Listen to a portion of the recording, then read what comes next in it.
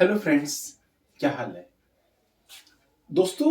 आज इस वीडियो में हम किसी स्टोरी को डिस्कस नहीं करेंगे, बल्कि एक वो वाक्या जो मैंने पर्सनली झेला, बल्कि और वो वाक्या एक ऐसा था जिसने सच में मेरी सोच को बदल दिया।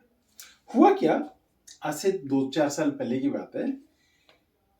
हम लोग ऑफिस में बैठे थे, बिल्कुल नॉर्मल रूटीन में अपना काम कर रहे थे। तो हमारे ऑफिस में क्या था, एक लेडी, एज करीबन उसकी होगी 60, 55 या 60 के आसपास की एज होगी। बिल्कुल स्लिम एंड ट्रिम, पतली सी। और वो क्या कैसे आती, हमेशा उसने मतलब कि बिल्कुल गंजी, उसके सिर पर बाल नहीं थे, गॉगल्स लगाती, हैट डालती और हमेशा जीन्स टॉप में आती।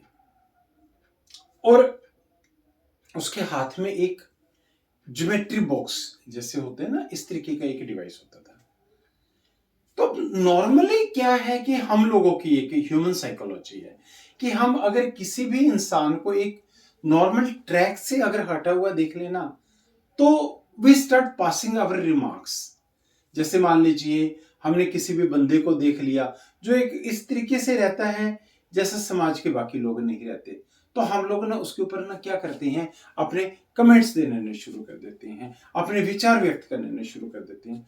तो वो एक वाक्य उस विचार देने वालों में, वो वक्तव्य देने वालों में एक वक्त ऐसा आया जब खुद हम लोगों ने पाया, खुद जब मैंने अपने आप को भी पाया कि हम खुद भी उस चीज का शिकार बन गए।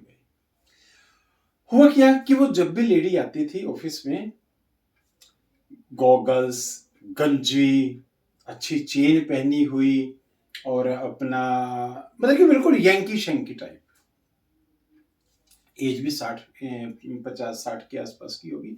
तो नॉर्मली हमारे समाज में क्या होता है, और खास तौर से हरियाणा में हम लोगों की एक आदत होती है कि मच रही है, कि मस्ता रही है, देखिए या इसकी कोई उम्र है, फैशन करने की ये इसकी उम्र है, इस तरह कौन जाता, टिकिया कौन जाता, मतलब कि इस तरीके के अनप्लेजेंट रिमार्क्स।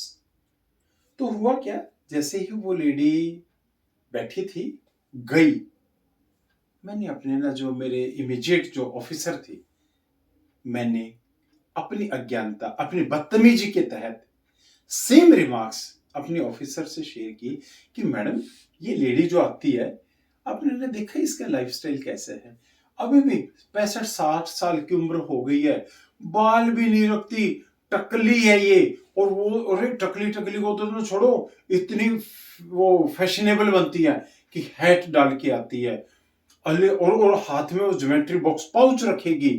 मैडम, इसको बिल्कुल भी एक वो नहीं है कि बच्चे भी देखते हैं इसको, क्या इसको अपनी एज के अकॉर्डिंग नहीं रहना चाहिए। लेकिन इस बात को जब सुनकर हमारे ऑफिसर ने जब मुझे जवाब दिया, तब पता चला हम कितने बदतमीज हैं। उसने मुझे बोला, आपको पता है, आपने तो बोल दिया कि ये लेडी हैट पहन के, टोपी पहन के, यंकी स्टाइल में, और अपना ना बाल नहीं रखे हुए, और इसने हाथ में ये रख के आती है, ज्योमेट्री बॉक्स रखती है, एक बड़ा लंबा सा पर्स रखती है। आपने सोचा कभी ऐसे ये क्यों करती है? मैं, क्यों करती है मैडम, फैशनेबल है, उम्र इसकी इतनी ना हो गई है, फिर भी इसने ना फैशन से नाता नहीं तोड़ा। नहीं, आपको पता है ये कैंसर की लास्ट स्टेज पे पहुंची हुई है, कीमो चल रहा है, इसके बाल झड़ गए थे, बच्चे जो हैं वो बाहर रहते हैं, लेकिन इसने जब बच्चों ने आने के लिए जिद की, इसने एक ही चीज कही कि मैं जब तक होगा अपने बलबूते पर इस लड़ाई से लड़ूंगी। इसकी बीमारी के कारण, ब्लड कैंसर के कारण इसके बाल उड़ गए थे, कीमो इसका चल रहा है, और वो जो भी मेडिकेशन का जो प्रोसेस है, डायलिसिस है, केमोथेरेपी है, और उसके कारण इसके बाल उड़ गए हैं। अब बाल उड़ गए तो उस लेडी की पता क्या स्टेटमेंट थी? उसने कहा कि मैडम, मेरे जब बाल उड़ने शुरू हुए, लोगों ने मुझसे पूछना शुरू कर दिया, हे मैडम क्या हुआ, आपके बाल क्यों उड़ गए? ओहो! अच्छा, जब बताने पे अच्छा आपको ब्लड कैंसर हो गया? ओह! बड़ी बुरी बीमारी है। अरे मैडम नहीं। मीन्स कहने का मतलब ये है कि उस लेडी को ये मंज़ूर नहीं था कि जो भी लोग को जिसको पता चले उसके साथ वो सिम्पैथी करे। वो सहानुभूति दिखाए। वो लेडी अपने बलबूते पर उस बीमारी से लड़ना चाहती थी। इसलिए उसने एक चीज़ की कि अगर मैं सूट सलवार पहनूँगी, अगर मैं बिल्कुल नंगे सिर घूमूँगी, तो लोगों को पता चल जाएगा कि मेरे बाल उड़ रही हैं, मुझे केमोथेरेपी मिल रही है। तो क्यों ना मैं उसी ज़िंदगी की उसी पॉज़िटिविटी को देखते हुए उसने अपने लाइफ़स्टाइल को चेंज कर दिया और उसने अपने ना बाल मुंडवा लिए और हेयर डालना शुरू कर दिया। अब उस लेडी को जिसको सिंपैथी अच्छी नहीं लग रही थी, अब उसको क्या लग गया, लोगों ने उसको फैशनेबल समझना शुरू कर दिया। मीन्स कहने का मतलब ये है कि जिस चीज को लेकर हम उसको क्रिटिसाइज कर रहे थे, हम उसे उसका उपहास बना रहे थे, वो चीज उपहास की नहीं, वो उसकी हिम्मत की दाद देनी चाहिए थी हमें कि उस लेडी को ये चीज मंजूर नहीं थी कि उसको अगर किसी को पता चल गया कि उसकी कीमों के कारण बाल उड़ रही हैं, वो कोई भी उसे सहानुभूति की नजर से देखे, ये उस लेडी को बर्दाश्त नहीं था। इसलिए उसने अपने लाइफस्टाइल को ही चेंज कर दिया कि लोग अब उसे फैशन की दृष्टि से देखते थे कि यार बड़ी फैशनेबल है। कहने का मतलब, और फिर जब मैंने मुझे एकदम बड़ा बुरा सा लगा। मैं मैडम और ये क्या है? बोले कि वो हाथ में पाउच क्यों रखती है और लंबा से इतना लंबा पर्स और फैशनेबल पर्स इतना बड़ा।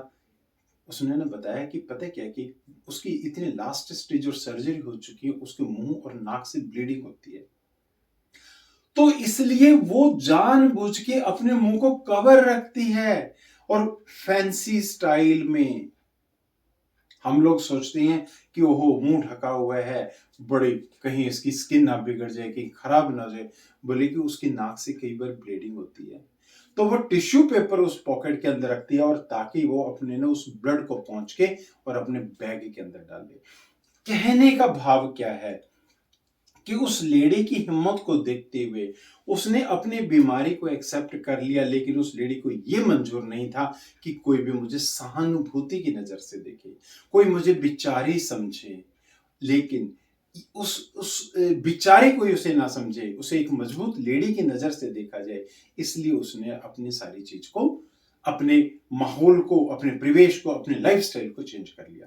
तो कहने का भाव सिर्फ मेरा जो इस स्टोरी स्टोरी तो नहीं है, मेरे एक लाइफ एक्सपीरियंस से यही है कि देखिए, कई बार हम किसी को देख लेते हैं, हमें पता चल जाता है कि वो ये है वो है, लेकिन हमें उस चीज, सबसे पहले तो बात ये है कि हमारा कोई राइट ही नहीं बनता हम उसके ऊपर किसी भी टाइप का कोई रिमार्क दें।